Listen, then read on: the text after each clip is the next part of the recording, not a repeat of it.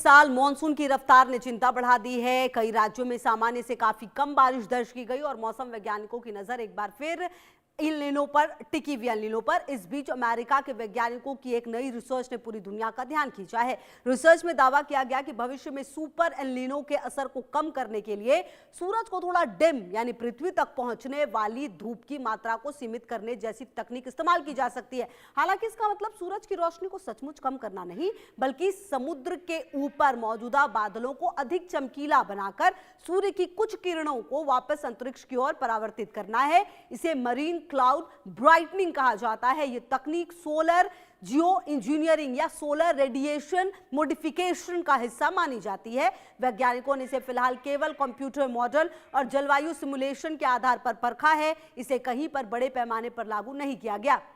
विशेषज्ञ भी साफ कहते हैं कि यह जलवायु परिवर्तन का स्थायी इलाज नहीं, बल्कि केवल एक संभावित आपातकालीन विकल्प हो सकता है। सवाल यह है कि आखिर सूरज को डिम करने की यह तकनीक क्या है? क्या इससे सचमुच एल नीनो का असर कम हो सकता है? क्या इसके खतरे भी हैं? और अगर भविष्य में इसका इस्तेमाल हुआ तो पूरी दुनिया पर इसका क्या असर पड़ने वाला है? और आपको समझाते हैं क्या कुछ इस रिसर्च के कुछ बड़े पहलू।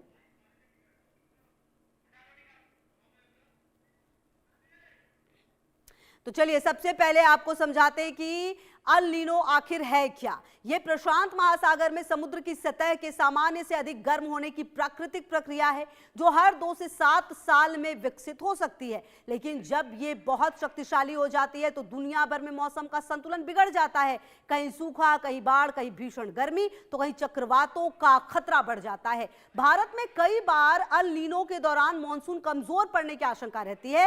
हालांकि हर एल नीनो में ऐसा होना जरूरी नहीं है। तो कुल मिलाकर यहां पर यह बताने और समझाने की कोशिश की जा रही है कि आखिरकार अगर यह बदलाव आएगा तो किस तरीके से इस पूरे बदलाव को देखा जाएगा। दूसरा बड़ा पहलू क्या है वो भी अब आप समझ लीजिए। कैसे होगा सूरज डिम, यह दूसरा बड़ा पहलू है जो आपको समझना चाहिए। सूरज डिम करने की तकनीक है। असल में वैज्ञानिक सूरज की रोशनी कम नहीं करना चाहते, बल्कि समुद्र के ऊपर मौजूद बादलों में बेहद सूक्ष्म समुद्री नमक के कण छोड़कर उन्हें ज्यादा चमकीला बनाना चाहते हैं। ऐसे बादल सूर्य की अधिक रोशनी वापस अंतरिक्ष में भेज देंगे, जिससे समुद्र की सतह अपेक्षाकृत ठंडी रह सकती है और एल नीनो की तीव्रता कम हो सकती है। तो कुल मिलाकर काम इस पर भी किया जा रहा है कि आखिरकार इसकी तीव्रता कम कैसे हो।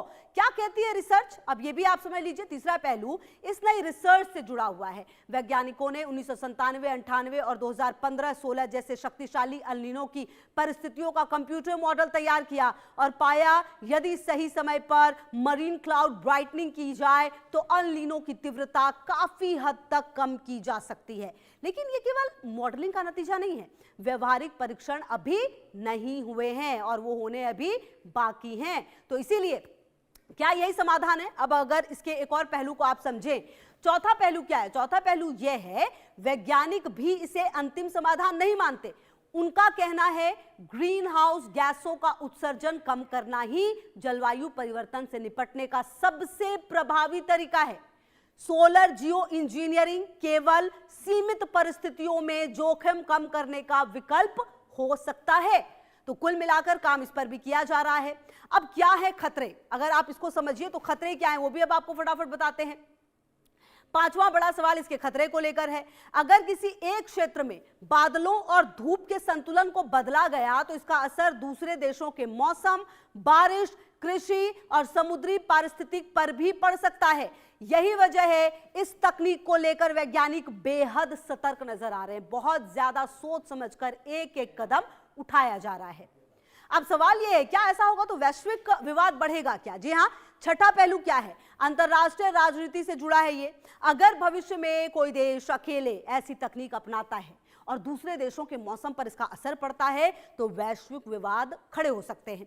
इसीलिए विशेषज्ञ पहले मजबूत वैश्विक नियम और निगरानी की बात कर रहे हैं और उसी के बाद कहा जा रहा है कि इसे किया जा सकता है। भारत के लिए क्यों अहम है ये भी अब आप समझ लीजिए। जी हां, सातवां पहलू क्या है कि भारत के लिए बेहद अहम है। भारत की अर्थव्यवस्था का बड़ा हिस्सा मॉनसून पर निर्भर है। कम बारिश का असर खेती, जलाशयों, बिजली उत्पादन और खाद्य महंगाई तक पड़ सकता है। इसीलिए एल नीनो को लेकर दुनिया में होने वाली हर नई रिसर्च भारत के लिए भी महत्वपूर्ण मानी जाती है। जी हां, भारत पर भी बहुत असर पड़ेगा। अब सवाल यह है कि प्रेरणा कहां से मिली है? आठवां पहलू यह है कि इस प्रकार की प्रेरणा एक प्राकृतिक घटना से मिली है। जी हां, 2019-20 के ऑस्ट्रेलिया के भीषण जंगलों की आग के बाद वातावरण में पहुंचे कणों ने बादल के व्यवहार और प्रशांत क्षेत्र की जलवायु को प्रभावित किया। इसी अनुभव के आधार पर वैज्ञानिकों ने यह मॉडल विकसित किया और यहीं से प्रेरणा मिली और यहीं से ये जो पूरा रिसर्च है वो आगे बढ़ा है। बहरहाल क्या शुरू हो चुका है प्रयोग, अगर आप ये समझे। नौवां पहलू क्या कहता है?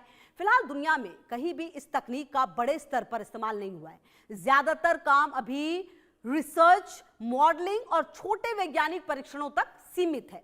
इसीलिए इसे निकट भविष्य की तय योजना नहीं माना जा सकता, लेकिन हाँ, इसे इनकार भी नहीं किया जा सकता कि हो सकता है आने वाले समय में इसको लाया जाए। 10वां और सबसे बड़ा निष्कर्ष क्या है? 10वां और सबसे बड़ा निष्कर्ष, सूरज डिम करने की यह चर्चा सुनने में भले विज्ञान कथा जैसी लगे, लेकिन यह जलवायु परिवर्तन से निपटने के नए वैज्ञानिक प्रयासों का हिस्सा है। फिलहाल इसे समाधान नहीं बल्कि संभावित विकल्प के रूप में देखा जा रहा है और वैज्ञानिक लगातार चेतावनी दे रहे हैं कि पृथ्वी को बचाने का सबसे भरोसेमंद तरीका आज भी ग्रीन हाउस गैसों का उत्सर्जन कम करना ही है। अब इन तमाम परिस्थितियों के बाद देखना यह होगा कि आने वाले समय में किस तरीके से इस पूरी रिसर्च पर काम किया जाएगा। बहरहाल मेरे साथ इस खास पेशकश में इतना ही। खबरों के लिए रहिए हमारे साथ, देखते